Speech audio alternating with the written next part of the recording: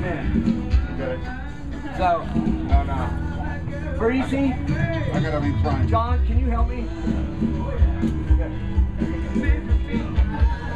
Beyond my reach, but I'll give it a shot.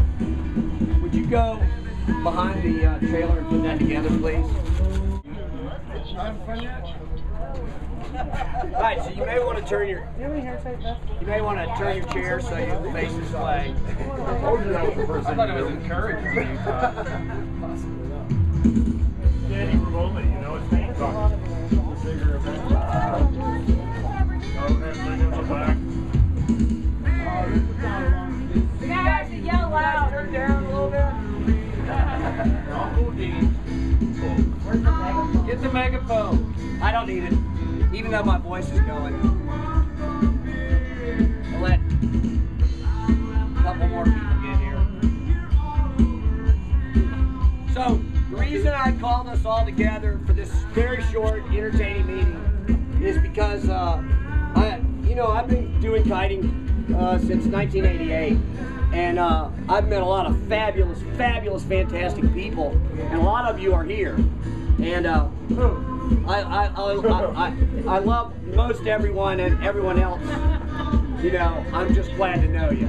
All right. So, but there's been this question running through our whole community, and it's a question about copy kites and how we deal with that. And so I want to tell you a little story. But before I tell you a little story, I want to ask you a question. And it isn't a question that this is just something to think about before I give the talk and before we show Ronnie the little surprise that we have.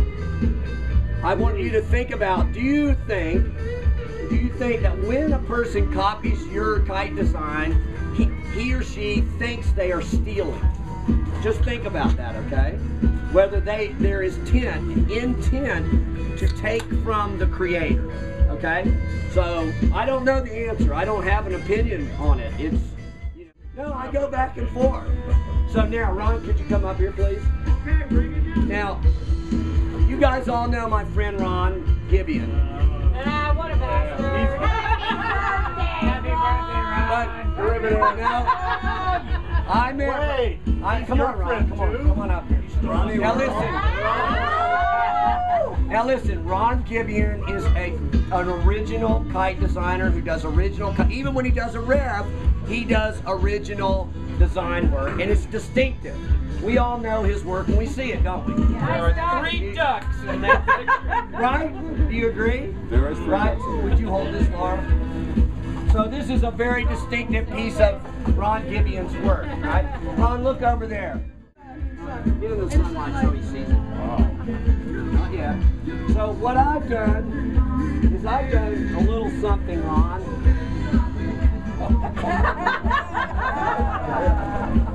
Oh, I see the inspiration now. Oh, baby. That is not a copy. That is an inspiration. I don't get it. That's what it is. You guys get it? Ronnie? I don't get it. Ronnie? See the rules? Oh, Ronnie. See the rules, Ronnie? Look. Yeah, nicely done. Did I miss something? They're not at all alike. Did I miss something? No. But wait, that's not a swan. Yeah. So it's not a copy, is it? No. Or is it? No. Never mind that everything is like the same curve. Never mind. Never mind. I don't. So now, is that inspiration? Yes. Is that inspiration? Does that well, I'm not asking. Please don't answer. Oh. I'm not asking. That is a talk. Please don't have. Okay. So this is, did I cross a line? We all have different opinions about that. And so what I want to talk to you about briefly, and thank you, Ronnie, for being such a great sport, and also for being inspirational. What I want to talk about is, listen, here's the deal. Where's my chair? If you do good work, your stuff is going to get copied. Oh, don't sit there. Sit there. Okay, I'm losing people because this isn't going to take long. Okay. So if you do good work, my contention is, if you do good work, prolific work, if people see your stuff and it's really good, it's going to get copied. Now, I'm not saying that we should put our heads in the sand. Everyone has a different opinion on how we should handle this on Facebook. You know, some people, when we post, hey, these guys are copying, other people get upset because we're saying these people are copying, and they have misunderstandings about what page rankings and page views do and stuff like that. Okay, those are all opinions, okay? We all have our own opinion of how to handle it, and that's fantastic. Nothing's gonna change that. What I'm gonna ask is that, and I'm gonna tell a little story before I ask it, is that we look at it maybe a little bit different. So, there was this kite designer named Skip Parks, and some of you may know him, but maybe some of you guys are new. But Skip Parks made a kite called the Banshee. And this kite was it was like a precursor to some power kites. And it was a great kite. And there was this family named the Royceland family, and they invented kite surfing. Well, did they? I don't know, but they did. And they were kite surfing a long time ago, winning kite surfing races at the Gorge and doing amazing things. In fact, they were outlawed, and every time Corey would enter a race, they changed the rules, he'd still beat them. Okay? Well, we know what happened with kite surfing, but we don't see Banshees and kite ski systems anywhere, right? Well, now Skip Parks' design was used for this kite ski system. Now, Skip ended up becoming, because of what happened, the Royceland family invested everything their family owned and many of what their friends owned to get this sport going. They spent everything, their retirement funds, their everything, they put it all in. And in the long run, Skip ended up not getting paid what he was owed. Now, Skip, who was you can ask many people here, Skip, who was a fantastic person and an upcoming, I think the guy had more designs in him, an upcoming designer, he became very, very bitter. So bitter, in fact, that much like the inventor of the Prismatex material that you've seen today, and much like Bob Childs and others I can name, we've lost them. They're not in kiting anymore. They became so embittered by this perceived theft, okay, of their work, that they couldn't handle it anymore. But, you know, it's interesting because the Roycelers lost everything. You know what they would have loved to have done? They would have loved to have paid Skip double. I know the family, they're an honorable family. They lost it all. They had to go, people who were retired had to go back to work.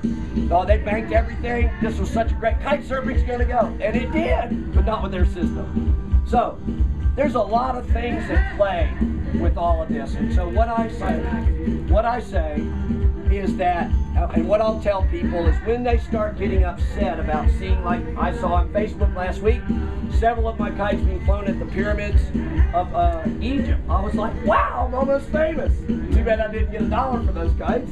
You know, undeniably my design, undeniably I paid for that. Paid for it, right.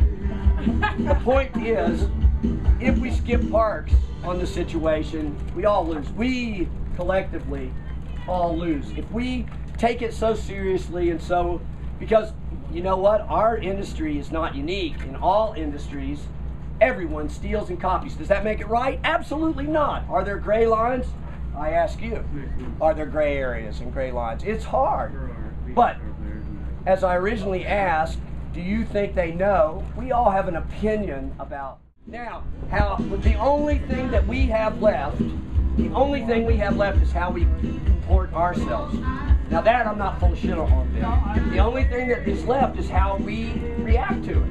So this is what I'm suggesting, and collectively we have strength. It is our obligation to help each other, to educate the kite retailers, to tell people gently, because often they don't know that, you know, that's a copy. The originator, the business, is not getting paid for, and you making one of them, in my opinion, is not okay without permission. I make other people's kites with their permission, with one exception. You owe me. You owe me. I hope Ben too. I hope Ben. And listen, I gotta tell you guys. Skip didn't collect, but I will. I know. And I gotta say, Ben has been a great sport with this because you know what Ben is doing with this Masterpiece series is amazing. So, just to conclude, I want to add one more thing, but to conclude the idea of the copy kites, I just want to remind us all that the only choice that we have is how we react. And so when we badmouth and yell and call thief, thief, thief, often that we don't make the thief look bad. That's not effective. Often it makes the person crying thief look bad. That's weird, but that's often how it's perceived. Dane, I want to layer onto that and say that, I mean, you know, I'm not at the same level, I'm not a kite builder, but that energy is going to kick your ass too. That's Start right. being creative, you start being afraid to show it. And That's at the end right. of the day, it's always about the next thing anyway. And I say that with great. That's right. And so that's exactly right. So we can call it whatever we like, but again, I'll come back to that. It's only us who have control of our own actions. So I want you guys to think about that, and also to rely on all of us to let's get together instead of blasting out when something happens. Did that blow your mind? Was that what you were expecting? You didn't know. How would you like this time? I'm collecting. You didn't know. I'm collecting. You couldn't figure it out. I'm collecting. That's all I gotta tell you. So, Dane, I hope that you're going to have some practical suggestions of acts that we can perform rather than the invalidity, non-validity of our anger and frustration. Well, I don't know that I have the answers. Well, these some suggestions. But I think that that more than anything else, we need to talk about these things, as you said.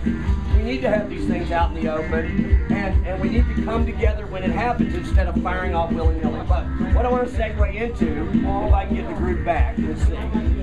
I'll give it just a moment. Before everyone comes back, thank you very much for allowing me to speak. It was just something that's really been bothering me, and part of it is, what I realize more as I get older is I really value this time with everyone, and I value time on Facebook, seeing what people have been up to, but what I really don't value and what I just turn off is anger, because anger doesn't solve anything, no matter how much of a right we have to be angry. I understand, Lord knows I understand. You know, I mean, from the moment I started making kites, I started seeing my kites made by somebody else, not only without credit, but without a nickel in return. So that's cool. I've learned to deal with it. I don't make much money. I survive, and I get to come and hang out with people like you. But